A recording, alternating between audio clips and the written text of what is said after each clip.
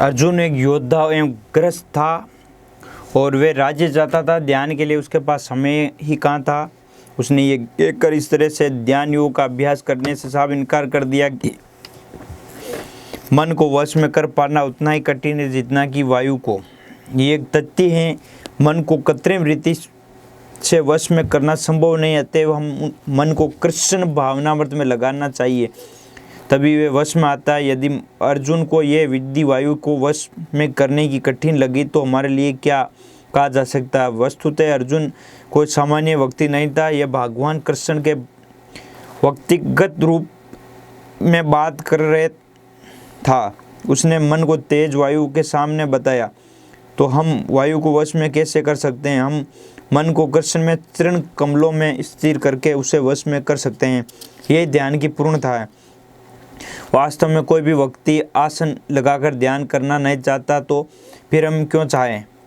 हम तो सकारात्मक क्रम के लिए, आमोद प्रमोद के लिए तथा आनंद के लिए निर्मित हैं। कृष्ण भावनामृत में हमारा आमोद प्रमोद तो नाचना और कीर्तन करना है, और जब हम थक जाते हैं तो प्रसाद ग्रहण करते हैं। क्या नृत्य करना कठिन है? क्या कीर्तन करना कठिन है? मंदिर में नृत्य करने का कोई मूल्य नहीं है। यदि आप नृत्य गृह में जाए तो प्रवेश करने के लिए कुछ मूल्य देना होता है, किंतु हम कुछ नहीं लेते हैं। संगीत और नृत्य का स्वादिष्ट भोजन का आनंद लेना स्वाभाविक है। यही हमारे आनंद प्रमोद में है, यही हमारी ध्यान की विधि है। तो हम ये योग प्रणाली तनिक भी श्रमाश्रय नहीं है, यानी श्रम के योग्य नहीं है। ये सुख मुख यानी प्रमोद आनंद प्रमोद भागवत गीता के 9वें अध्याय में कहा गया है कि ये योग सुख में है, अत्यंत सुखकर हैं, ये शाश्वत हैं और हर्षपूर्वक संपन्न किया जा सकता है। ये स्वाभाविक रूप सहज हैं, स्वतः स्फूर्ति और आध्यात्मिक जगत में यही हमारा वास्तविक जीवन है। वैकुंठ यानी आध्यात्मिक जगत में कोई चिंता नहीं होती है। वैकुंठ का अर्थ चिंता में से मुक्त, और वैकुंठ में मुक्तात्मा सदैव नाचते कीर्तन करते हैं तथा प्रसाद ग्रहण करते होते हैं। वहाँ न तो कारखाने, न ही कठिन श्रम और न ही प्रौद्योगिक संस्थाएं। इन कृत्रिम वस्तुओं की वहाँ आवश्यकता नहीं है। वेदांत सूत्रों में कहा गया कि आनंदमयो अभ्यास, ईश्वर आनंद में है, यानी आनंद से परिपूर्ण है। चूँकि हम ईश्वर के बिनवास में अतएव हम में भी यही गुण पाए जाते हैं। अतः हमारी योग विधि का लक्ष्य परम आनंदमय कृष्ण से मिलना और उनकी नृत्य मंडली में सम्मिलित होना है। तभी हम सब वास्तव में सुखी हो जाएंगे। इस दौरान में हम बनावटी ढंग से सुखी रहने का प्रयास कर रहे हैं, इसलिए हम हताश हैं।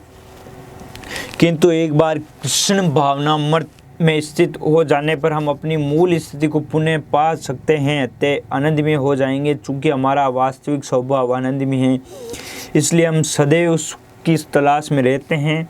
शरीर में ये विज्ञापनों की बाहर में डूबा रहता है। भोजनालय, मंदिरालय, रात्रि क्लब, नाच घर सदा यही उद्घोषित किए रहते हैं, आइए यहाँ आनंद हैं, यहाँ सुख है। ऐसा इसलिए है क्योंकि प्रत्येक व्यक्ति आनंद की तलाश में है। हमारा कृष्ण भावनामृत संघ भी यही घोषणा करता है कि आनंद है, किंतु हमारे आनंद का स्तर सर्वथा भिन्न है। प्रत्येक दशा में एक लक्ष्य, एक ही आनंद। अधिकांश लोग स्थूल भौतिक स्तर पर आनंद की तलाश करते हैं। अधिक उन्नत लोग आनंद की तलाश चिंतन, दर्शन, कविता का कला में करते हैं, किंतु भक्ति योगी को आनंद की तलाश दिव्य स्तर पर करता है और यही उनका एकमात्र कार्य है। सारे लोग दिन भर इतना कठिन श्रम करते हैं।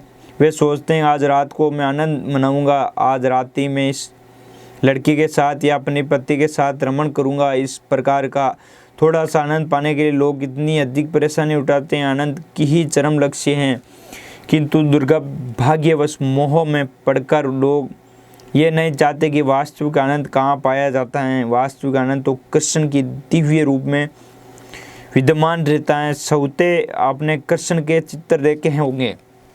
यदि आपने देखे हैं तो आपने ये देखा होगा कि कृष्ण सदैव प्रसन्नित मुस्कुराते हुए रहते हैं। यदि आप उनके संग में सम्मिलित हो जाएं तो आप प्रसन्नित हो जाओगे, मुस्कुराते रहोगे। क्या आपने चित्रों में कृष्ण को कभी किसी यंत्र पर काम करते देखा है? क्या आपने चित्रों में कृष्ण को कभी धूम्रपान नशा करते देखा? नहीं, वे स्वभाव के ही आनंद से परिपूर्ण। यदि आप उनके अपने को ही उसी उद्घाटित करते हो तो आपको भी आनंद मिलेगा। आनंद कभी कृत्रिम ढंग से प्राप्त नहीं किया जा सकता है। मैं उन आदि भगवान गोविंद की पूजा करता हूँ जो आपने धाम गोलक में स्वयं के आध्यात्मिक स्वरूप में संघट 64 कलाओं की भावमय शक्ति से समाहित राधा के साथ निवास करते हैं और राधा के साथ उनकी सखियां हैं जो उनके शारीरिक रूप से साक्षात विस्तार हैं और कृष्ण के सदा आनंदमय आध्यात्मिक रस में जीवन सार्थक शक्ति प्राप्त करती रहती हैं। रस शब्द का अर्थ है आस्वाद। हम मिश्री या मिठाई का आनंद उनके स्वाद के कारण पाते हैं। हर व्यक्ति किसी न किसी स्वाद का आनंद लेने का प्रयास करता है। हम संभोग सुख चाहते हैं क्योंकि उसमें भी कुछ स्वाद होता है। यदि यह आदि रस का मूल स्वाद कहलाता है तो भौतिक स्वाद भिन्न प्रकार का होता है, क्योंकि आस्वाद लेने के बाद आप तुरंत समाप्त हो जाता है। भौतिक स्वाद में कुछ क्षण तक रहता है। आप मिश्री के एक टुकड़े को लेकर चख सकते हैं और कह सकते हैं वाह क्या मिठास है, ये तो अति उत्तम है, किंतु आनंद बनाए रखने के लिए उसको मिश्री का दूसरा टुकड़ा चखना पड़ता है। अतः भौतिक स्वाद असीम नहीं है, किंतु असली स्वाद तो अंतहीन होता है। आध्यात्मिक स्वाद जो विस्मृत नहीं होता है कहलाता है, ये बढ़ता ही जाता है। चैतन्य महाप्रभु ने कहा ये स्वाद सदैव बढ़ता जाता है। आध्यात्मिक आनंद सागर के समान है, क्योंकि यह आनंद अत्यंत विशाल है। प्रशांत महासागर में सदैव हिलोरे लहता रहता है किंतु बढ़ता नहीं। ईश्वर के एक आदेश से सागर अपनी सीमाओं में के आगे नहीं बढ़ता। यदि वे बढ़े तो विनाश हो जाता। भगवान चैतन्य महाप्रभु कहते हैं कि एक अन्य सागर हैं, दिव्य आनंद का सागर, ऐसा सागर जो सदैव बढ़ता रहता।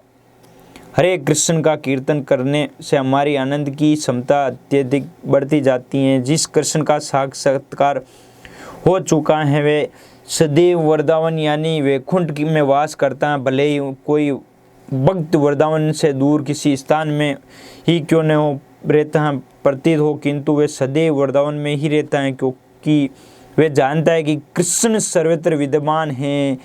ये तक कि परमाणु के भीतर भी परमेश्वर महात्म्य से महान, लघुत्तम से लघुत्तम। एक बार कृष्ण भावनामृत की पूर्ण आभूति हो जाने पर, स्थिर हो जाने पर हम कृष्ण को अपनी दृष्टि से ओझल नहीं होने देते हैं। हमारा आनंद सदैव बढ़ता जाता है। ये असली योग प्रणाली अर्थात भक्ति योग है, जैसा कि भागवत गीता में भगवान ने स्पष्ट किया है। बोल कृष्ण भगवान की जय हो। नमस्कार दोस्तों, आपने हमारे इस योग के पार्ट फर्स्ट को देखा, सुना। इसमें जो भी कोई गलती हो तो आप हमें कमेंट करके ज़रूर बताएं और कहाँ गलती है वो भी बताएं। और हमारे चैनल को लाइक करें, सब्सक्राइब करो, इस वीडियो को ज़्यादा से ज़्यादा शेयर करें, सभी के पास पहुँचाएं। जय श्री कृष्णा।